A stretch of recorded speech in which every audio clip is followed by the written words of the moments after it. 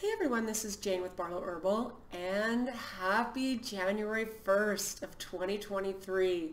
It's a beautiful day to be alive. This is the first thing I'm going to say because here we are. We've all come out the other end of this so far, and to me, the world looks shiny and bright and beautiful and positive. Has it been messy? Is it always messy to be a human? Yes, it is. Now, what I wanted to start this little Sunday video off with is the 4 seasons of change that humans go through. So the first one is, one of the reasons we change is if it becomes painful enough that we have to change. So think about someone who gets a diagnosis, a health diagnosis of something. Sometimes this is you either change dramatically and you make some big lifestyle changes, or you might not make it. And I think that this happens for humanity because we are creatures of comfort and we're creatures of habit. And sometimes we have to have a painful experience to make a change. So we are basically forced to do something. So not just with your health, but in your finances or with your relationships. Sometimes we change because we have something painful happen and we have to change. Now the second thing is if we see enough that we are inspired to change. We see something that maybe was outside of our worldview. We see something that others are doing. We see something that inspires us to change. And I know many people who will have one pivotal moment in their life that might seem like a little tiny thing to many people, but that was the one trigger that inspired them to make a change. That one to me is like game-changing, life-changing, right? Number 3 is when you learn enough that you want to change. Sometimes when the world is opened up to you with knowledge, and I'm talking about from all kinds of different perspectives, or maybe a perspective that's totally out of your comfort zone, it's out of the way you were raised, and sometimes when we learn something new, we really want to change. So learning something it gives us the ability to want it. We want change. Now the final one is if we have the resources or we receive enough to allow us to help us be able to change. So say, for example, someone, starts a company and they make lots and lots of money. Now they're able to affect positive change in the things that are important to them. Start a nonprofit, start a charity, volunteer somewhere, whatever that looks like. So those are the 4 seasons of change that I've observed of humanity as we walk through this life, is that we have these pivotal things. If it's very painful, then we have to change. If we see something that inspires us, if we learn something that makes us want to change, and if we receive enough that we are able to change.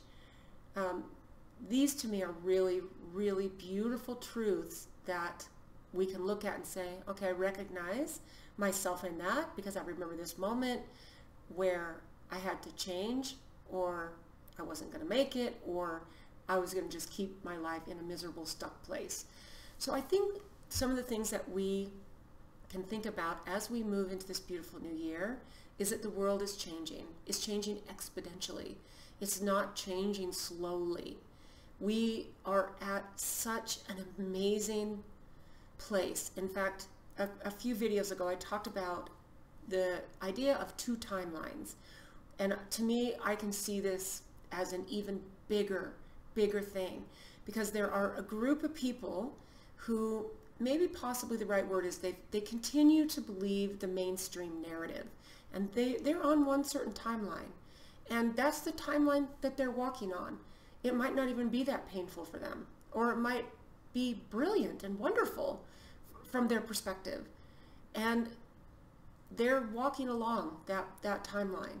Now, if I'm going to be honest, I'm going to say that's not the timeline I want to be on. I don't want to be on the timeline where I'm believing the narrative. I've always had a skepticism of things like the government. I've been very cautious whenever I go into the medical system.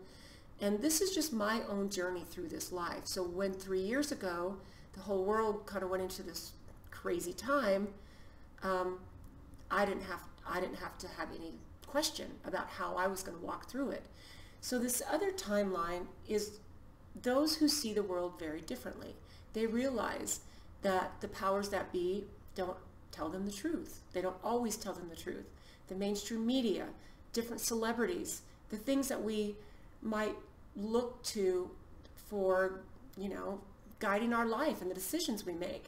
You start to realize this intuitive, sovereign piece of you that wants a different life, that wants love and peace and wants to create our own reality on our own terms, not because the government says we have to do this or someone else says we have to do this. We are these beautiful, free humans. At least that's how we should be. So I've written down a few things that I think are positive trends that are going to flow into 2023, because this is what we want, right? We want some positivity. So number one is that there has definitely been a huge, beautiful awakening. And if this is something that you're just like, well, I don't agree with anything you say, and I don't know what this awakening thing is, it sounds kind of offensive. This, in my opinion, this just means that people are waking up to truths that they would have never believed could be true. And when this happens, it can be painful and it can be messy and it can be a little bit shocking. But there is a big awakening that's been happening, and people are taking more responsibility for their health. They're taking more responsibility for their relationships and their finances and all the things that are important to take care of, including your spiritual life. We're realizing that we're these gorgeous spiritual beings having a beautiful physical experience on this planet. And we are pure love and consciousness. This life is short. It's a blip. And the more wisdom and knowledge and growth and learning that we can gather up in our soul and the unconditional love that we can push out to our fellow humans, there's nothing that can touch us. There's nothing that can touch that. We are pure beings of love and light. And to me, a good chunk of humanity has been awakening to their own power and their own realization of what they have to offer the planet. So that, to me, huge positive trend. Number two is we're realizing that the more self-sufficient that we become, the better off we are. Instead of relying on other people or the government or anyone else to give us something or take care of us. And I'm not talking about the way we take care of our children or the way we take care of a spouse who's sick or maybe disabled. I'm not talking about any of this. I'm talking about, as a collective and communities taking care of each other, that people are realizing that they need to become self-sufficient. They need to learn how to grow their own food or belong to a community of people who bring different skills to the table to support their local community. So I believe that people are learning that self-sufficiency is a beautiful thing. And I've seen this grow like crazy. In fact, what's interesting is during these past 3 years, I have seen so many people, and we've been contacted by so many people who are realizing, oh my goodness, my health is my responsibility. It's not my doctor's responsibility. It's not my spouse's responsibility. It's not my children's responsibility. The health that I express is my responsibility. So becoming self-sufficient. And is that saying that you'll never need to go to the doctor or you'll never need to depend on somebody? No, this is not that at all. This is realizing that we put too much dependence on our own sovereignty and our own self-sufficiency. So this, to me, is such a huge positive going into something that's so big and beautiful, like a brand new year. To me, that's amazing. I know so many people have started gardens that they've never ever grown anything that they would personally consume. And I know so many people who are doing that. even if they live in a small apartment and they're growing food in a windowsill, even if it's just spices like basil and rosemary, things that they're growing in their kitchen. You'd be surprised the ingenuity of the human soul if it just has a little kick in the right direction. So number 3 goes kind of along with this, and that is community. I think we're realizing that, first of all, we are a global community, but on a micro scale, the people in our community, this is our support. This is our tribe.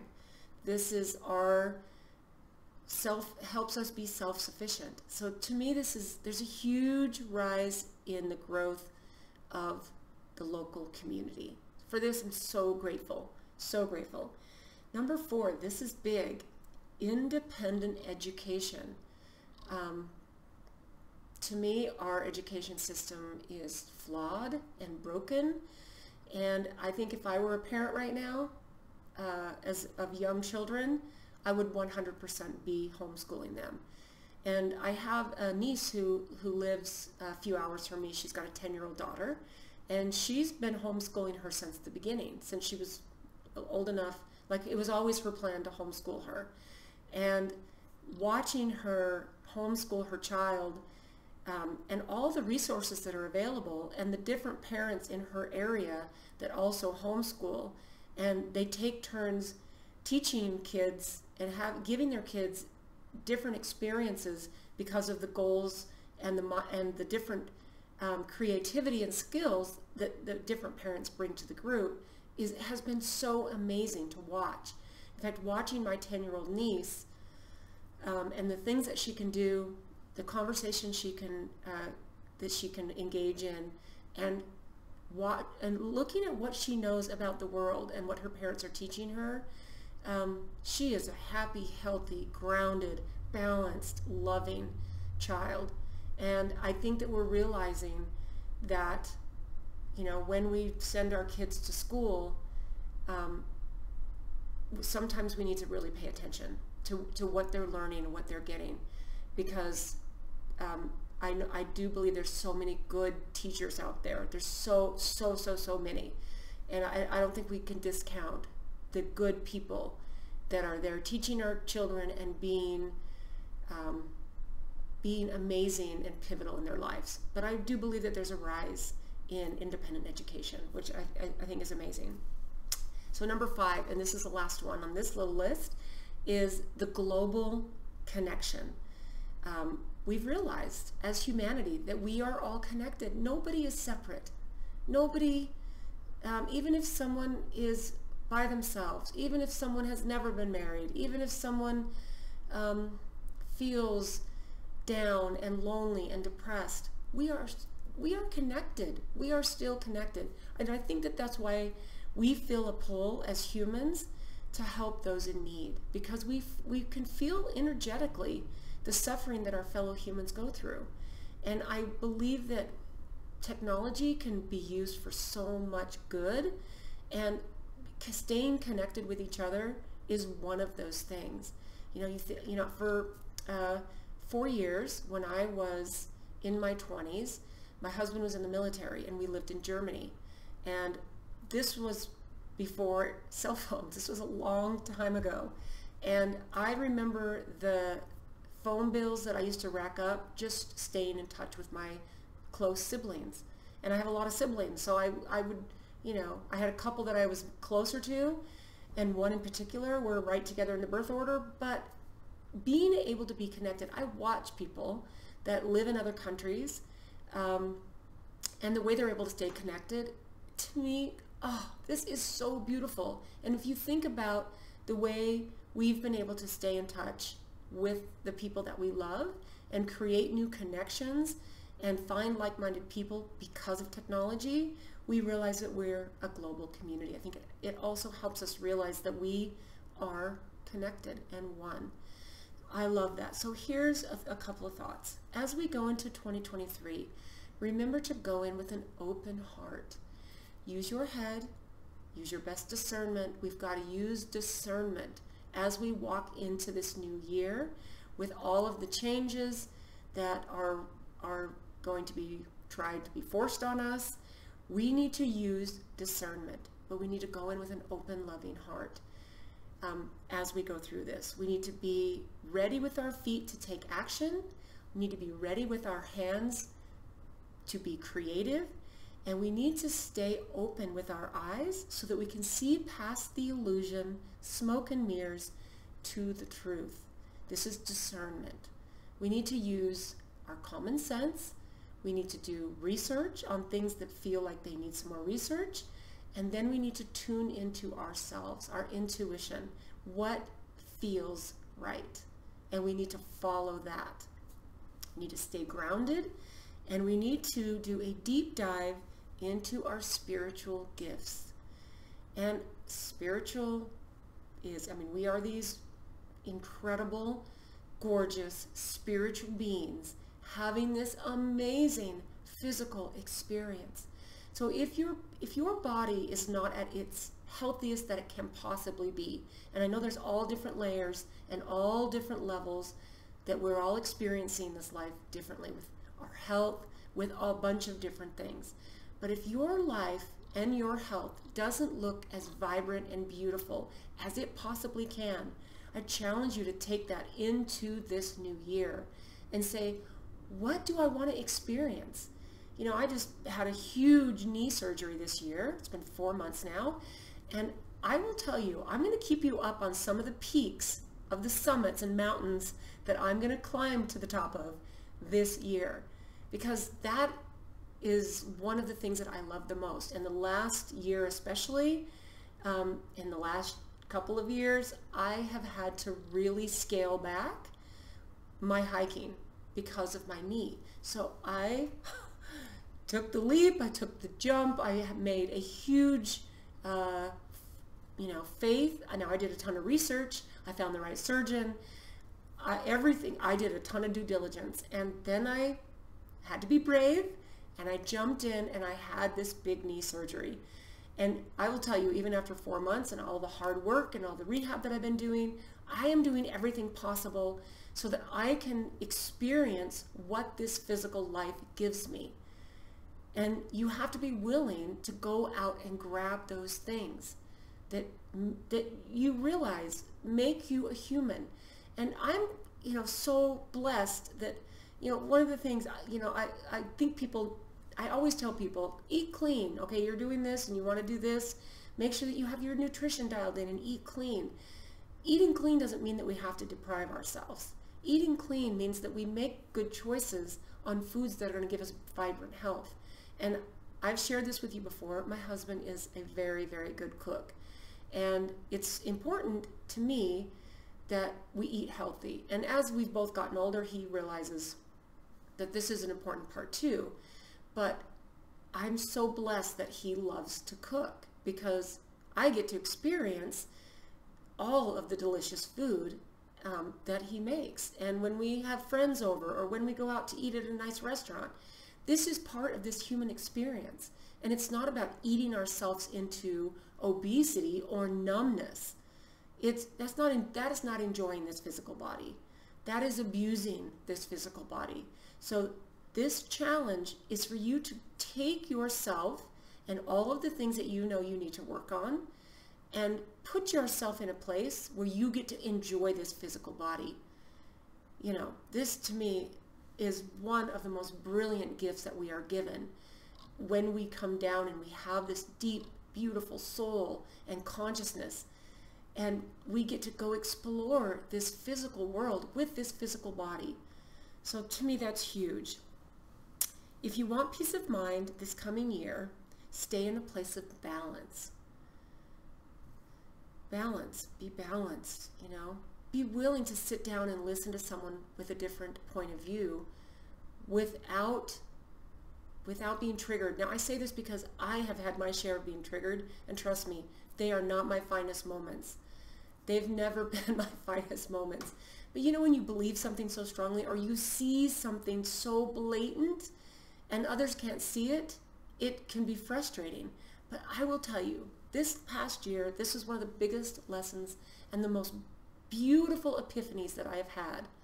I can be much more impactful when I might say something like, well, maybe you should do a little more research on that. Instead of come at someone with all my facts and all my aggression and all my, why can't you see this, and whatever that may be. I've actually had some experiences the last few months where I've actually said, that's really interesting. You should do a little more research on that before you make a set in stone decision on whatever it is that you're talking about. Because I believe that as humanity is waking up, it's going to get more messy as more and more people wake up. So if you can stay in your heart, open mind, so that you can listen and you can be there as a balance and support, we need that calmness and that clarity without the aggression. You can stay in your truth without the aggression. So our job is to stay steady and to keep your heart open. And then I wrote down this thing. This is maybe a little random, and maybe I'll end with this. I had a really kind of intense situation, or just a conversation with a close person this week, and coming out of it, it stayed balanced and it stayed loving, although there was a little bit of kind of frustration on both of our parts. The question that I came up with was this: is it possible to be loving and inclusive without denying reality? Now, I say this only for myself. I was not trying to, give this to the other person and say, okay, they're denying reality. I'm saying to myself, is it possible to be loving and inclusive without denying reality? And I say to that a great big yes. And so that is how I want to carry myself into 2023. I believe that each of us have an important mission, job, brilliance that we get to experience here. And it's a crazy, beautiful time to be alive. And I will tell you, I have to spend a certain amount of time in nature every single day, even if it's just for a few minutes. And it's pretty cold here in Utah right now. In fact, it's supposed to dump a whole ton of snow later today. And I still have to get out. I bundle up and I'll walk around my block. In fact, one of the things that is my favorite, and Violet, if you're watching this, this is why I'm bringing this up again, is I have this place that's in my neighborhood that I walk to, and it's a person's, it's part of their yard, but it sits right on the street, and their fence is behind this row of these great big decorative rocks, and one of them has a totally flat surface. In fact, it's big enough for probably two people to sit on. And where it faces a really busy road. Now, in between the busy road and the house, or where the rock is where I sit, is another road. And so it's not where I sit a dangerous busy road for me to be sitting there, but it gives me this view and of the cars going back and forth. And I kind of like to go there when it's dark, and I feel totally safe. It's not like I feel like I'm going into a dangerous situation, but I like to go when it's dark, and sometimes a little bit late, like 9 or 10 at night, bundle up, get my coat on, put my gloves on, put 2 or 3 layers on so that I'm not cold and I can stay out as long as I want, and I'll walk down. It's about a mile to this place, so it's a nice little walk, and I sit on this rock, and I don't bring my phone. And I watch the cars, I look at the people in the cars, and I wonder about each of them and their lives and what they're seeing, and I look at the busyness of humanity as it goes by. And I will tell you what this does, is this brings me clarity, and it brings me balance, and it might be an odd way to get this, but to me, if I'm not able to go on a hike or go out where it's somewhere sunny and warm, and I can go spend a little bit of time in nature that's like laying in the grass looking at the clouds or something like that. This has kind of been one of the things that I truly love to do, is to go out and sit on this rock and just watch humanity. And usually they're going by super fast. And there's just something really grounding about that. So I'm just going to end that there, my little story about my little rock I love to sit on. It's actually kind of a great big rock, but it's the perfect bench size to sit on, and just, it's actually quite comfortable. And I just sit there and I just observe. So I wish for you a brilliant first week of January of 2023. It's a great time to be alive, and I hope that you can find the purpose and take some action on the things and the seasons of change that we all experience as humans. And I hope that it's not too painful for you. But let me know. I'd love to know. Do you have a favorite spot that you go to? You know, drop me a comment. Tell me where your favorite spot is to go and reflect. Maybe let me know if you don't even have a spot. Maybe you don't reflect.